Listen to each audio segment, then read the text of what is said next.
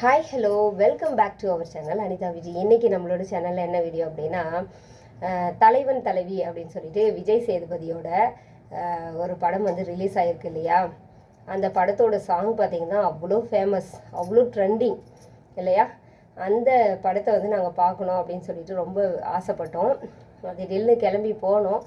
பார்த்திங்கன்னா படம் செம்மையாக இருந்ததுங்க. நான் நினச்சி பார்க்காத அளவுக்கு ரொம்ப ஃபன் ஃபில்டாக இருந்தது அப்படின்னு சொல்லலாம். உண்மையாக பிகினிங்கில் இருந்து எண்டு வரைக்குமே அவ்வளோ சிரிப்புங்க.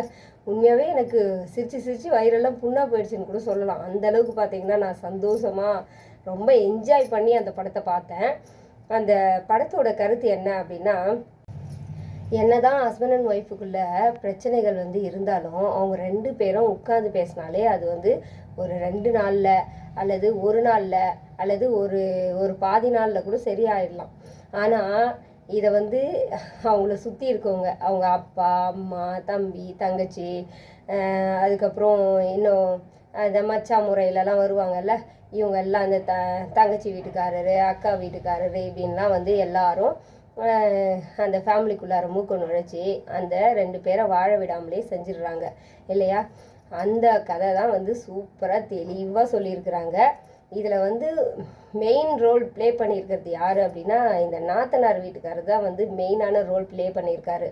அந்த பொண்ணுக்கும் அதாவது விஜய் சேதுபதிக்கும் ஹீரோயினுக்கும் இடையில் இவங்க சொல்லாத விஷயங்கள் அவங்கக்கிட்டேயும், அவங்க சொல்லாத விஷயங்களை இவங்கக்கிட்டேயும் இவங்க வந்து பேக்கில் பூந்து நல்லா விளையாடிட்டு அவங்க 2 பேரையும் அடிச்சுக்க வச்சு வேடிக்கை பார்த்து சிரித்து சந்தோஷப்பட்டு அந்த ஃபேமிலியை நிலைக்க விடாமல் நிலைகுலைய செஞ்சுருக்காங்க. இதுதான் பார்த்திங்கன்னா அந்த படத்தோட கருத்து. அதாவது அவங்க 2 பேர் சேர்ந்து உட்காந்து பேசினாங்கன்னா அந்த பிரச்சனையை சீக்கிரம் சால்வ் ஆகிடுங்க, அடுத்த ஆளுங்க வந்து மூக்க நுழைக்கக்கூடாது அப்படிங்கிறது தான் அந்த படத்தில் வந்து சொல்லப்பட்டிருக்கு. அப்படி வந்து நுழைவாங்க, அதை வந்து நாம் அவங்கள நுழைய விடாமல் நம்மளை நாம் ப்ரொடெக்ட் பண்ணிக்கணும். அதாவது ஒரு ஹஸ்பண்ட் அண்ட் ஒய்ஃபு, அம்மாவாகட்டும் மாமியாராகட்டும் நாத்தனாராகட்டும் நாத்தனார் புருஷனாகட்டும் யாராக வேணா இருக்கட்டும், இவங்கெல்லாம் வந்து நம்ம ஃபேமிலிக்குள்ளே மூக்க நுழைக்கிறாங்க அப்படின்னா ஒரு தடவை நம்ம தெரியாமல் அதனால் பிரச்சனைகளை சந்திச்சிட்டோம் அப்படின்னு நினைக்கும்போது அடுத்த டைம் ஒரு பிரச்சனை உருவாகுது அப்படின்னா அது எங்கேருந்து ஆரம்பிச்சிருக்கோம் அப்படின்னு நம்ம புரிஞ்சிக்கிட்டு அவங்கள அப்படியே விலக்கி வச்சுட்டு நம்மளோட வாழ்க்கையை தான் நம்ம பார்க்கணும் அப்படிங்கிறது தான் வந்து தெளிவாக சூப்பராக சொல்லியிருக்காங்க. உண்மையிலேயே தலைவன் தலைவி அப்படிங்கிற படம் மெகா ஹிட்டாக தான் கண்டிப்பாக வரப்போகுது. ஏன்னா அவ்வளோ பேர் வந்து ரொம்ப விருப்பத்தோட சந்தோஷமாக சிரித்து அப்படியே தேட்டரே வந்து கலகலன்னு இருந்ததுங்க. எல்லாரும் அப்படி சந்தோஷப்பட்டு பார்த்தாங்க அந்த படத்தை. ரொம்ப ஃபன்னாக இருந்தாலும் ரொம்ப அதிக அளவு சிந்தனைகளை தரக்கூடிய படமாக இருக்குது. அதாவது சிரிப்பு வழியாகவே நம்மளை சிந்திக்க வச்சுருக்காங்க. அவங்க சொல்லக்கூடிய ஒரு வார்த்தையும் அவ்வளோ சூப்பராக இருக்குது.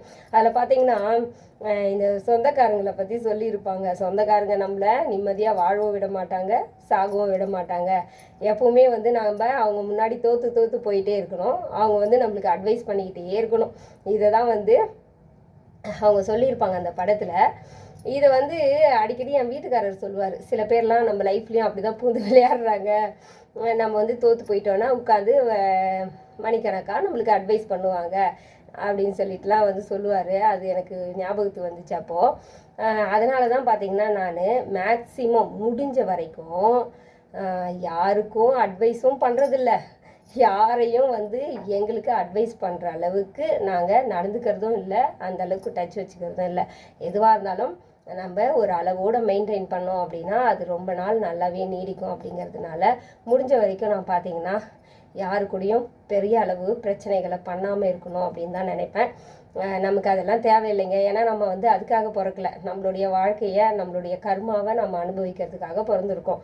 அப்போது நம்மளுடைய கர்மாவில் என்னெல்லாம் விதிக்கப்பட்டிருக்கோ அதெல்லாம் கண்டிப்பாக நடந்தே தீரும் இல்லையா.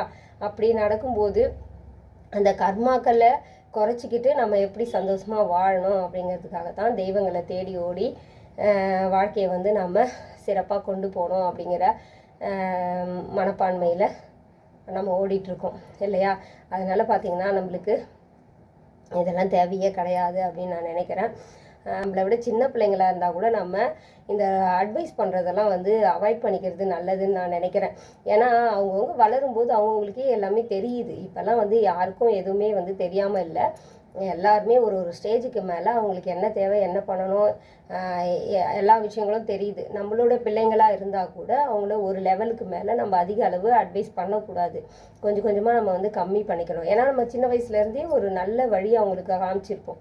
சின்ன வயசுலேருந்தே அந்த பிள்ளைங்களுக்கு இப்படி தான் போகணும், இப்படி வரணும், இதை செய்யணும், இதை செய்யக்கூடாது, இது நல்லது, இது கெட்டது, இப்படி தான், இப்படியெல்லாம் இருக்கணும் அப்படின்னு எல்லா விஷயங்களையும் நம்ம சின்ன வயசுலேருந்தே சொல்லி கொடுத்துருவோம். அப்போ அந்த பிள்ளைங்க அதெல்லாம் வந்து ஃபாலோ பண்ணிட்டு தான் வருவாங்க. அப்போ பெரிய பிள்ளைங்களாம் ஆகும்போது நம்ம திரும்ப திரும்ப சொல்லிகிட்டே இருக்கக்கூடாது. அவங்களுக்கே புரிஞ்சிடும், அவங்களே கரெக்டாக நடந்துப்பாங்க. அப்போ நம்ம பிள்ளைங்களுக்கே வந்து நம்ம அப்படிலாம் யோசிக்கும்போது மற்றவங்களோட பிள்ளைங்களுக்கோ அல்லது மற்றவங்களோட பிரச்சனைகளுக்கோ நம்ம வந்து மூக்க நுழைக்கிறது, அதாவது மற்றவங்களுடைய பிரச்சனைகளில் வந்து தலையிடுறது, இதெல்லாம் வந்து அவசியம் இல்லாதது அப்படின்னு நான் நினைக்கிறேன். அவங்கவுங்களோட லைஃப்பை ரொம்ப நல்லாவே பார்த்துக்குவாங்க. அவங்களுக்கு தெரியும் நம்ம லைஃப்பை நம்ம எப்படி பார்த்துக்கணும் அப்படின்னு சொல்லிட்டு. இதில் நம்மலாம் வந்து அட்வைஸ் பண்ணுறதுக்கெலாம் எதுவுமே கிடையாது. அந்தளவுக்கு நம்ம பெரிய ஆளும் இல்லை, இல்லையா? நம்ம கடவுளோட படைப்பில் இந்த பூமியில் கொஞ்ச நாள் வாழ போகிறோம், அவ்வளோதான். ஓகேங்களா? ஓகேங்க, இந்த வீடியோ ஏதோ ஒரு வகையில் உங்களுக்கு பிடிச்சிருக்கும் அப்படின்னு நான் நினைக்கிறேன். இந்த மாதிரியான இன்ட்ரெஸ்டிங்கான வீடியோவை நம்ம சேனலில் நீங்கள் மிஸ் பண்ணாமல் பார்க்கணும் அப்படின்னா நம்மளோட சேனல் அனிதா வித்யா சப்ஸ்கிரைப் பண்ணி வச்சுட்டு பக்கத்தில் இருக்கக்கூடிய பெல் ஐக்கானை கிளிக் பண்ணுங்கள். அப்போ தான் நான் வீடியோ போட்ட உடனே உங்களுக்கு நோட்டிஃபிகேஷனில் வரும். நீங்கள் மிஸ் பண்ணாமல் என்னுடைய வீடியோஸ் எல்லாத்தையும் பார்க்கலாம். ஓகேங்களா? கடைசியாக ஒன்று, இந்த தலைவன் தலைவி அப்படிங்கிற படத்தை உங்கள் ஃபேமிலியோடு போயிட்டு எல்லாரும் பார்க்கலாம். சின்ன சின்ன பிள்ளைங்களாக இருந்தால் கூட கூட்டிகிட்டு போங்க, ரொம்ப சந்தோஷப்படுவாங்கங்க. அவ்வளோ சூப்பராக இருக்குது. படத்தில் வந்து காமெடியெலாம் அவ்வளோ செம்மையாக இருக்குது. எல்லாம் படம் ஃபுல்லாக காமெடியாக தான் இருக்கும். ஆனால் அந்த காமெடியில் வந்து நல்ல கருத்துக்கள் சொல்லப்பட்டிருக்கும். சரிங்களா? அது வந்து நம்ம வாழ்க்கைக்கு பெரிய அளவில் உதவியாக இருக்கும்.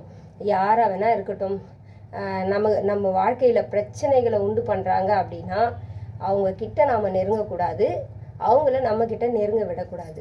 சரிங்களா? நம்ம வாழ்க்கையை நாம் சிறப்பாக பார்த்துட்டு போகணும், யாருக்கும் எந்த தொந்தரவும் கொடுக்காம. ஓகே, பாய்.